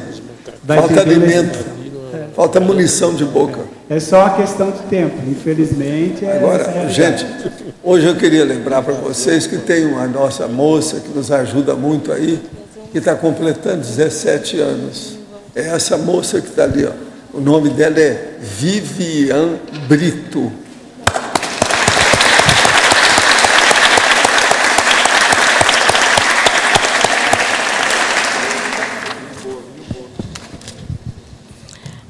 Roberto, página 11, ainda quando você está falando no número 7, sobre melindres, eu gostaria que você pudesse questionar mais essa questão das escavações de vitimizações, até que você entrou num termo que eu gosto, né? A questão arqueológica. E eu estou estudando sobre a questão da fixação de padrões mentais, traumas, né? Isso tudo, então... Não mexa nos assuntos dela, cuidado. Foi só uma citação. Está avisado. Foi só uma citação, né? Está dentro do melindre. Não mexa. Embora esteja dentro do melindre, né? Mas essa, veja bem, estamos falando de convivência, no aspecto psicossomático, então a escavação de vitimização, muitas vezes é uma estratégia, né, que a pessoa tem de chamar a atenção, de procurar evocar uma situação que chame a atenção, às vezes para a carência dela, está precisando de afeto, está com carência de afeto ou de atenção, de reconhecimento, e aí muitas vezes é uma estratégia que não é tão cara, porque entra dentro no aspecto evolutivo, é uma questão do porão, né, da pessoa. Então a vítima ela tende a receber mais atenção, principalmente por causa da condição humana, o senso de humanidade, né? De sentir ou de procurar sentir a dor dos outros, se colocar no lugar do outro, é uma tendência do senso de humanidade. Então, a maioria das pessoas tem esse senso, pelo menos um pouco desenvolvido.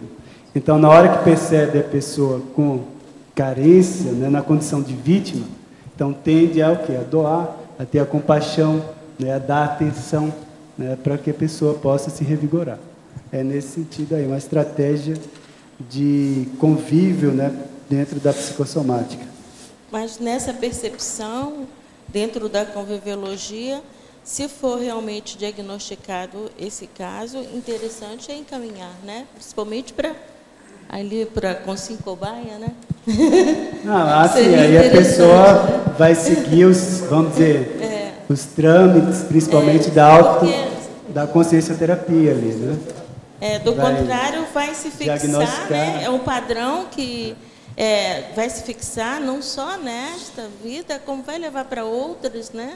Então, isso é importante que, quando a assistência nossa, quando ao olharmos e depararmos com essas situações, não só com a gente, como também com o outro, que nós possamos assistir nesse sentido, encaminhando, né, para que a consciência assistida possa não levar para as próximas vidas, né?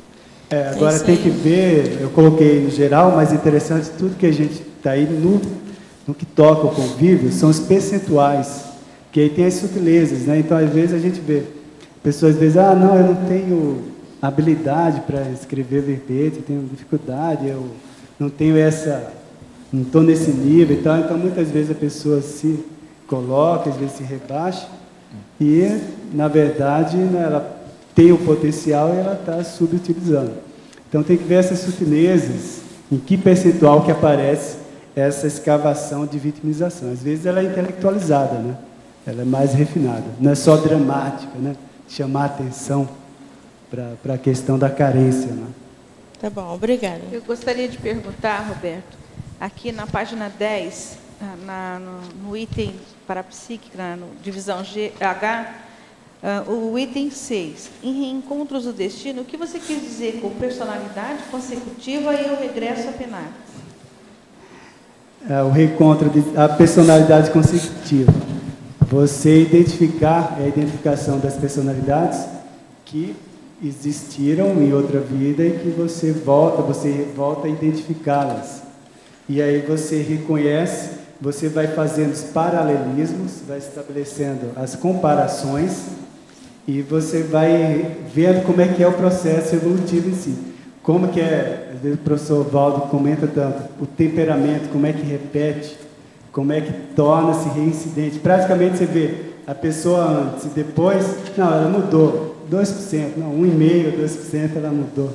Então você vê praticamente quase que a mesma coisa, muda o contexto social, o cultural, mas a personalidade em si, você quando reencontra vê que é praticamente... Agora, a personalidade consecutiva ajuda demais as pessoas.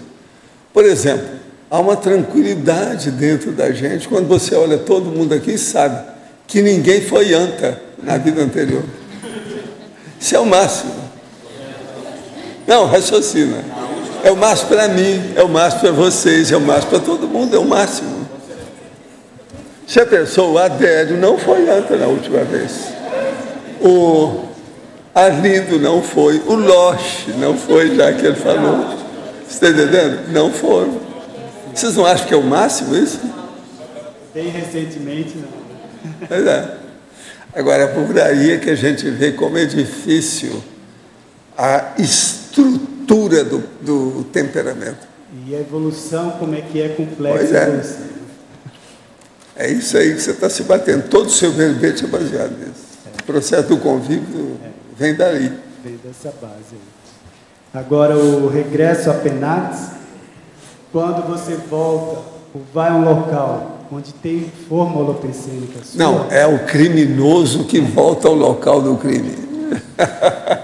Esse aqui é o pior do BO. Não, e o povo sempre fala, né? Os forenses sempre falam, sempre há uma pista. Então, por exemplo, se você vai voltar a um lugar e você tem rastro seu, Sempre vai haver uma pista. Pois é, agora o problema mais sério é que com o tempo, com a personalidade consecutiva, vem a forma holopensene. Isso aqui é importante. Aí já tem vantagem. Sim, é o reconhecimento da forma. Então, é uma coisa totalmente diferente. Numa vida é uma coisa, na outra vai ser diferente. Então, depende da pessoa. Agora, tem que haver uma diferença. A diferença básica, que eu acho, é a mudança biológica do corpo. Você mudou de corpo. Aí a coisa muda. Agora, não estou falando mudar de gênero, não. Pode ser o mesmo gênero, mas mudou de corpo. Isso aí altera o processo das reações, a genética, o ambiente. Então, a forma holopensênica aí funciona bem. Quer dizer, a volta penatis é negativa, porque é o mesmo corpo. Já a personalidade consecutiva já é positiva, porque é outro corpo. Eu penso que o processo aí tem que estudar muito isso ainda. Está muito obscuro. Não, imagina, é muito. Precisa esclarecer muito isso aí. Agora, essa turma que mexe muito com os outros, por exemplo, Marconi, que é dentista, devia começar a estudar isso. É um assunto para ele. Ele está sempre mexendo com a pessoa.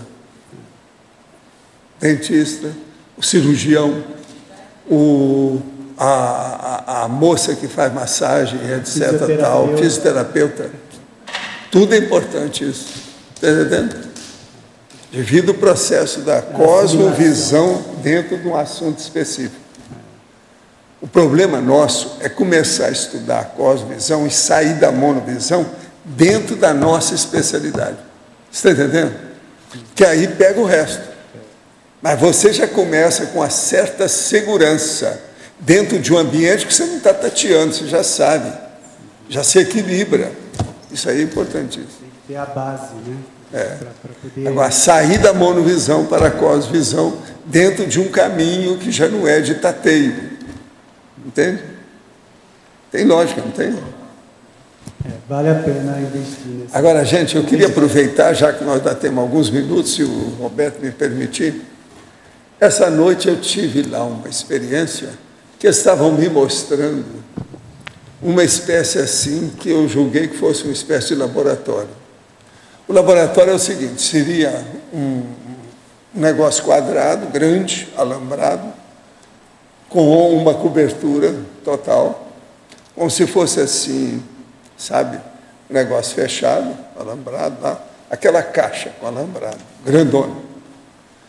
Uma pessoa sentada numa poltrona, com bastante tranquilidade, e lá na frente só tinha algumas palavras, mais nada.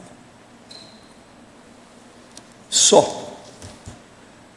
Agora a pessoa vai lá e vai ver aquelas palavras, as palavras imensas, grandona na frente. Não, não é frase enfática, porque o processo é tudo pequeno. São palavras, grandona, enorme. Então, eu vi uma das palavras que eu uso mais. Qual que é que eu uso mais? Essa é uma, mas não é. A que eu vi lá tinha outra coisa. Não, é uma que eu falo aqui. Prioridade. Essa me chamou a atenção, falei assim, opa, essa é das minhas. Então, enorme a palavra prioridade lá na frente. Então, eu estava pensando, pensem vocês, aqueles que tiverem ideia, dê para a gente se vale a pena fazer esse laboratório e quais as palavras que nós devemos colocar lá. Porque isso vai definir uma opção de coisa. Agora, ó, eu estou falando aqui, eu estou sentindo um banho de energia. Eles estão, está sentindo aí? Olha aqui, ó, a energia. Não é fácil. Agora, eu vi direitinho o alambrado com a situação toda. A pessoa fica aqui olhando para lá, senhora, até encosta. E aquelas palavras lá, não são muitas, são poucas. Agora, imensas. Palavra enorme, não tem jeito. Então, a pessoa vai lá e vai ver uma por uma e pensar. Agora, de horário, eu não sei, né? Quanto tempo passa, como é que é, por quê. Agora, eu estava pensando, depois que eu voltei, que fiquei acordado, tem em São Paulo aquele negócio lá do Museu da Palavra, que a pessoa até pisa no lugar, não sei o quê. É mais ou menos isso. Isso.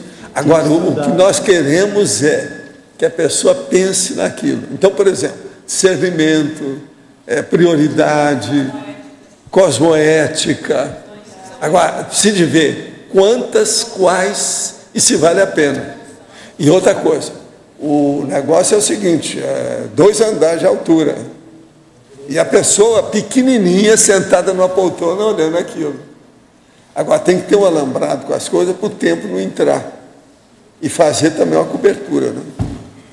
Foi isso que eu vi. Agora, ó, lá eles estavam mostrando o que é que podia ser feito. Parece que tem isso numa Comunex. Tudo indica, o negócio que eu vi é um negócio que está refletido. Então, talvez era o caso da gente fazer aqui. Agora, lá na Comunex deve ter, talvez, outras palavras. Discernimento até que pode entrar. Mas deve ter outras coisas, por exemplo, convivência, lá deve ter isso. Então, ó, vocês pensam, aqueles que tiverem ideia, manda para a gente. Ideia para nós não tem preço, é inavaliável. A gente recebe tudo. E outra coisa, aquele que achar que não deve fazer, meta o pau e explique por quê. Nós estamos aí porque deve é, né? Mas não é interessante a ideia de pensar, pelo menos? Provocante, aqui, estorcegão, ferrão no boi. Vamos colocar o Adélio lá, é o primeiro que vai pôr. Vamos pôr para ver o que vai dar. Um bombacha lá. Bombacha. Não, se falar para o Adélio para colocar, ele vai colocar chimarrão, bombacha.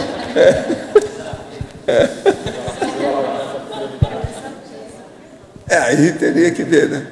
O nome que vai dar, tudo isso precisa estudar. Agora, eu anotei os dados todos, sabe, comigo? Anotei tudo para mim pensar depois, com a ideia que eu ia dar para vocês. Né? Então, eu tenho os dados. Mas eu nem trouxe aqui, porque está um negócio tudo acertadinho. Eu anotei tudo na hora, a hora que eu vim para o corpo. Eu vi. Mas essa é uma coisa que eu não tinha pensado antes. Agora, tem que ser palavras em português. Se amanhã quiser, arranja então outra palavra no outro idioma para a turma fazer o pouco que vinha aí, mas o processo é em português. Grandão. Foi interlúdio. Agora, tem que ser palavra bem grande, para chamar a atenção. Outra coisa, pode ser colorido. Depende do que é que a pessoa quer. Não foi interlúdio, não. Não, isso aí não foi, não. Isso aí é outro lugar. Agora, eu tenho a impressão que quem me ajudou isso foi o Hayek. Isso é típico dele. É o processo da cabeça, o processo de mental soma. É coisa do Hayek. Isso aqui, a energia que eu estava sentindo agora era dele. Eu não vi que ele está aí. Mas a energia eu sei que é ele. Entende? Pelo jeitão.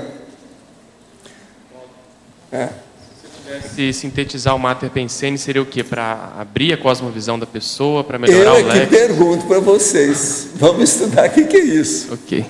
Para onde vai? Professor. Tudo é uma coisa para nós estudarmos. Poderia... Acho que serve para um monte de coisa, né, bom? Isso aí mexe com muita coisa. Se você for pensar, o Adélio fala. A gente poderia trabalhar, existe um tipo de tecnologia chamada realidade aumentada. Você pega a realidade e você pode sair palavras assim com um efeito de realidade. Sim, mas aí já ia mexer com máquina, tudo isso. O problema lá não é estático, só para a pessoa pensar. Tem aquelas palavras enormes que estão assim, vamos dizer, desrespeitando a pessoa pelo tamanho delas. Tem que ser coisa muito grande, gente.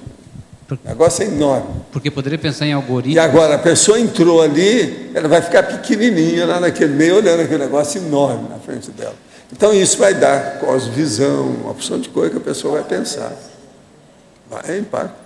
Que é possível trabalhar com isso, criar um laboratório assim, com esse tipo de tecnologia, em que você poderia colocar um algoritmo em palavras, colocaria várias palavras e aleatoriamente, entre aspas. Sei, né? não, mas nós não queremos complicar, não. O que eu vi é simplão, é de propósito. Se começar a complicar, todo mundo que é da informática vai querer. Vamos lá para ver. Isso não resolve, isso é besteira. É a bobagem da onda, está na crista da onda. Falar na crista da onda, o Antônio apareceu, ela está lá em cima. Tá bom. Então, professor Valdo, sim. Aqui, você disse que para você chamou a atenção a palavra prioridade ou priorização. Não, foi uma das que eu vi que tinha. Sim. Não tinha muitas. Lá eu vi, devia ter 4 ou 5 palavras só.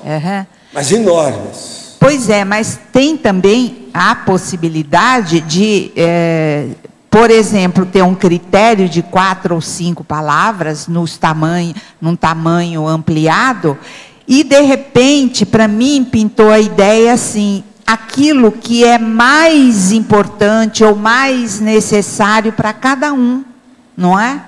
Não, é o que a pessoa vai ver. Isso é uma técnica, né?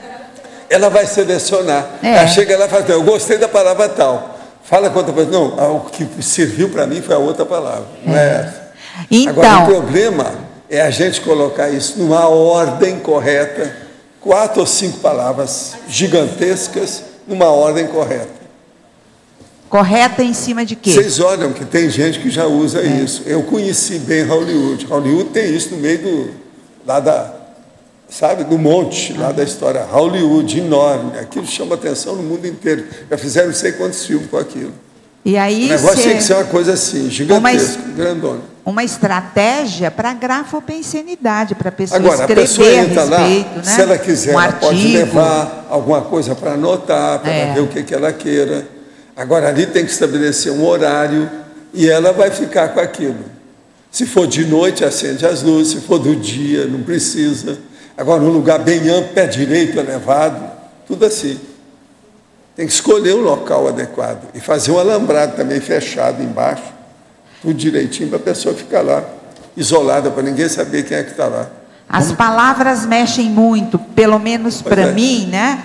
Desde criança, gente, eu as procurava... palavras curam e as palavras matam. Isso é que nós temos que lembrar. Então, sério é isso. Desde criança, professor Valdo, eu tinha uma satisfação de procurar, assim, algum sentido das palavras, aquelas que eram mais audíveis, aquelas que tinham mais significados, sabe? Então, eu acho que isso tem realmente... gente que descobre que é poeta por causa disso, por causa da sonância da palavra, a ressonância, etc. É o processo da fonética. Agora, esse laboratório, depois, eu vou cantar algum industrial, alguma pessoa para pagar o laboratório todo. Mas depois que a gente, se for resolver fazer, qual é o orçamento, a situação toda, nós vamos examinar isso tudo.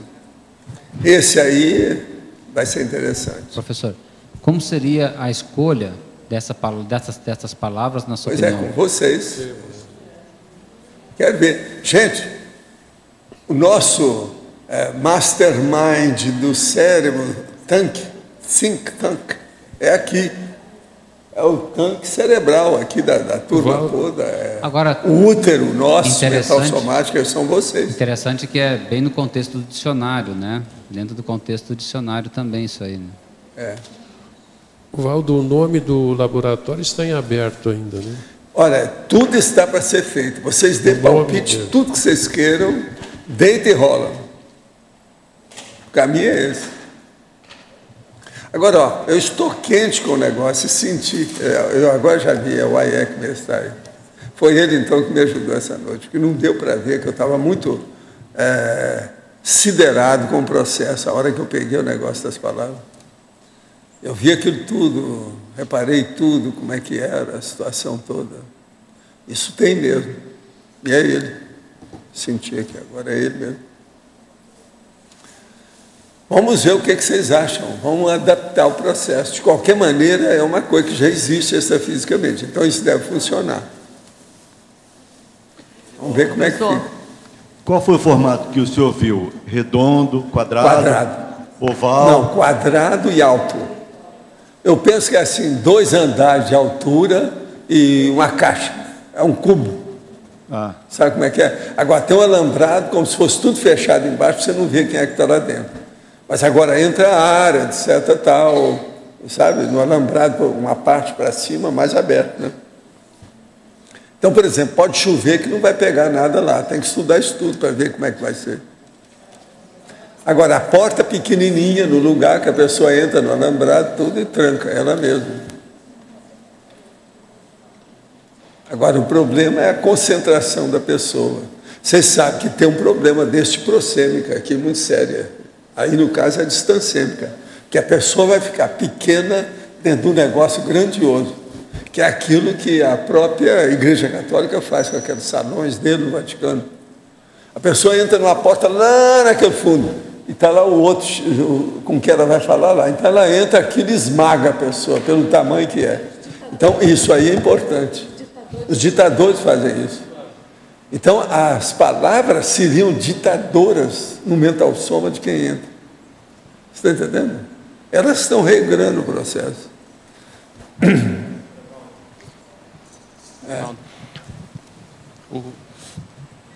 Aqui, ó. Se a gente pensar no o Hayek, uma das áreas dele é a paracerebrologia, né? Seria, então, talvez alguma coisa nesse sentido, para mexer com o paracérebro. Pode ser por aí. É isso aí. Agora, eu logo desconfiei que era ele no início. Depois senti energia. Depois, agora eu vi que ele está aqui. Fala. Hayek é fogo. Aqui na frente. Será que essas palavras seriam as mesmas ou de tempos em tempos trocaria de palavra? Não, aí vocês aí que tem que estudar a funcionalidade, a fisiologia da coisa, vem com o tempo. Eu penso, gente, que o negócio é tão novo que tem que fazer experiência, tem que fazer, julgar lá, ver. Olha, vamos ver aí o que é que vai dar depois disso. Vai fazer muita gente criar as coisas, isso vai ser muito criativo, é heurístico. A ideia, do ponto de vista geral, é heurístico. É palavra demais que nós temos. Como é que faz? O negócio não é fácil. Eu falei aqui para vocês, nós estamos chegando a 6.000 dicionários lá embaixo. Não brinca, não. Quanta palavra não tem isso? Tudo isso. Como é que fica? Agora, ó, só para chatear vocês, só para embolar o meio de campo daqueles que vão ajudar. Eu vou dar uma só para chatear. Pense bem se a gente arranjar uma palavra que seja internacional. Não vai piorar mais. Uma palavra internacional que serve para vários idiomas, como é que fica? Mais problema. Professor, bom, né? Do ponto de vista da pesquisa, mais problema. Seria...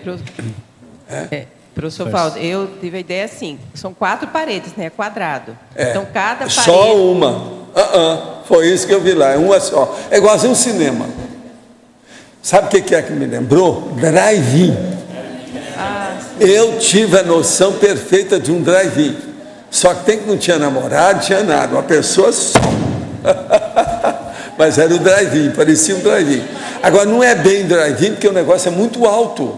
E os negócios enormes. Está entendendo? Não, a parede tinha um quadrado, tudo fechado. Mas a pessoa, ela é isolada lá naquele meio. Não tem nada. Só ela, não pode ter muita coisa. Professor. Pois é. Agora, o pé direito eu calculei assim, pelo menos os 2 andares. Ó, isso aqui, ó, que ainda está baixo. É baixo ainda. Não, a palavra enorme lá, fixada. Agora, parecia de vez em quando que aquilo estava luminoso. Que aquilo mexia, parecia que as letras estavam vivas, sabe da palavra? Pois é um painel luminoso ali, ó, daquele estilo lá, tipo painel, mas uma coisa fixada. Agora, tudo isso a gente teria que estudar. Pode usar colorido, com luz, com eletricidade ou sem, depende do que é. Professor. O processo agora, colorido é importante, pô.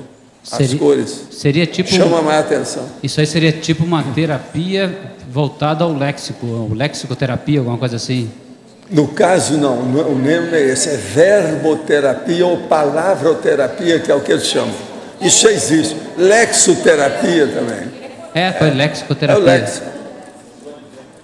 Mas agora, o problema é o verboterapia. Só que tem que ir lá, está escrito. Então, é grafoterapia antes de tudo. Agora, tem que estudar o que é que vai dar. Tudo depende de vocês, não tem nada feito.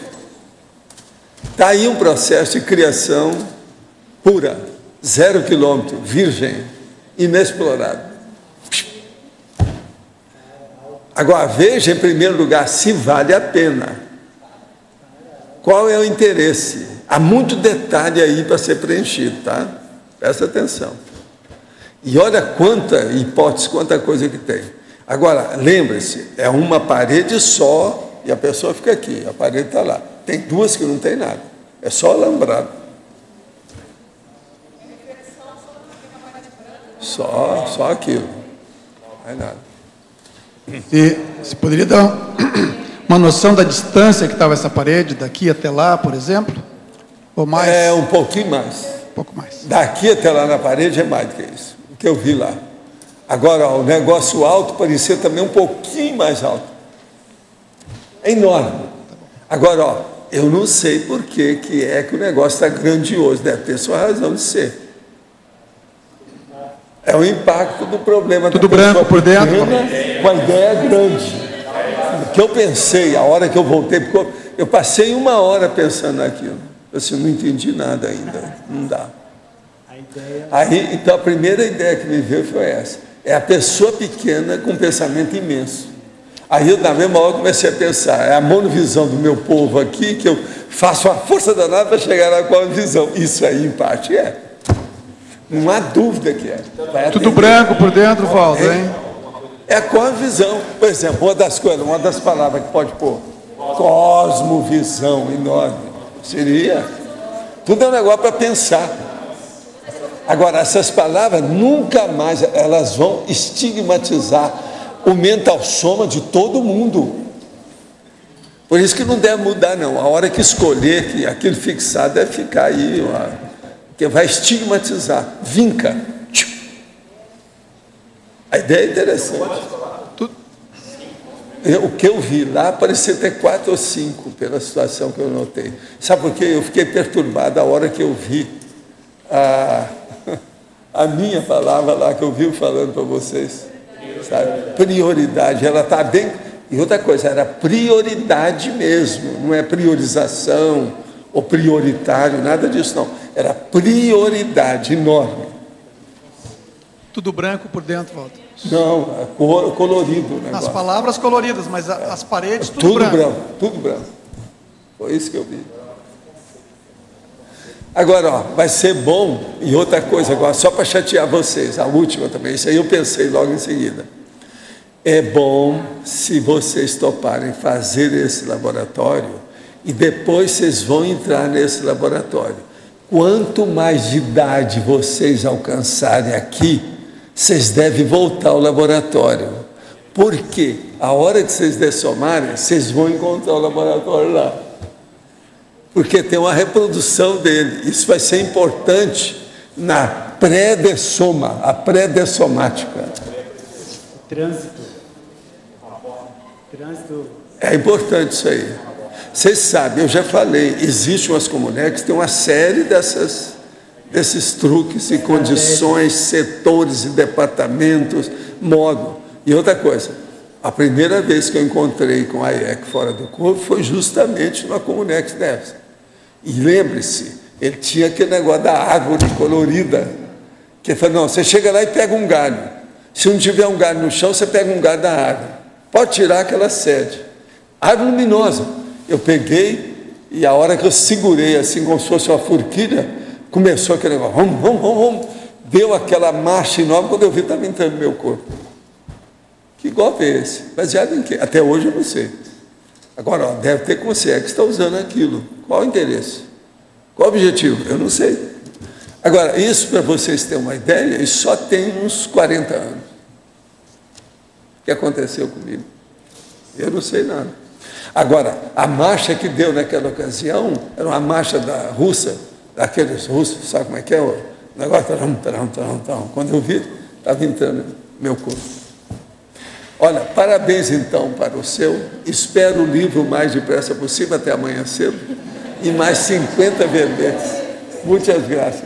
Os nossos comerciais, por favor. Obrigada. As pontuações da tertúlia de hoje foram 79 assinaturas no livro de presença, 23 perguntas presenciais, 12 perguntas respondidas online, 43 votos presenciais, 7 votos online. Hoje temos 5 recados. Rosemary, técnica de humano mais de vida, José Felipe, programa verbetografia, Neida, pai, João Paulo com 5 baia, a mim, acoplamentário.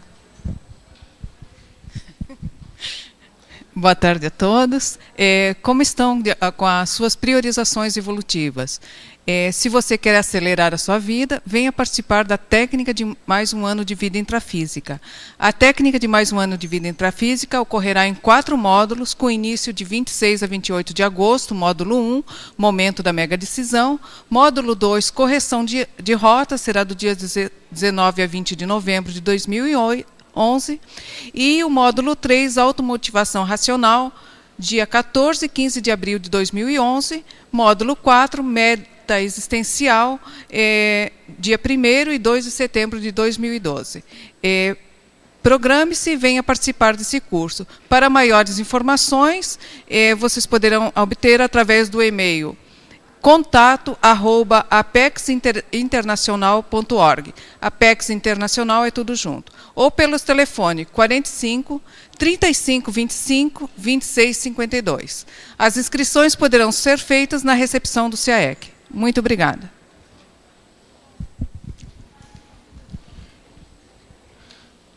Pessoal, boa tarde a todos. Nós gostaríamos de convidar para o curso que vai ocorrer, iniciar no dia 1º de julho, que é o programa sobre verbetografia. Então, para aqueles interessados em escreverem verbetes da Enciclopédia da Conscienciologia, nós desenvolvemos um curso, então, no CAEC, que visa dar subsídios para que a pessoa consiga escrever um verbete e, de preferência, que saia com o verbete escrito do curso. Estou com a professora Rosa aqui, que vai falar um pouco o detalhe do curso para a gente. Sim, esse programa Verbetografia, ele oferece um espaço apropriado para a pessoa entrar no Holopensene verbetográfico e escrever o seu verbete.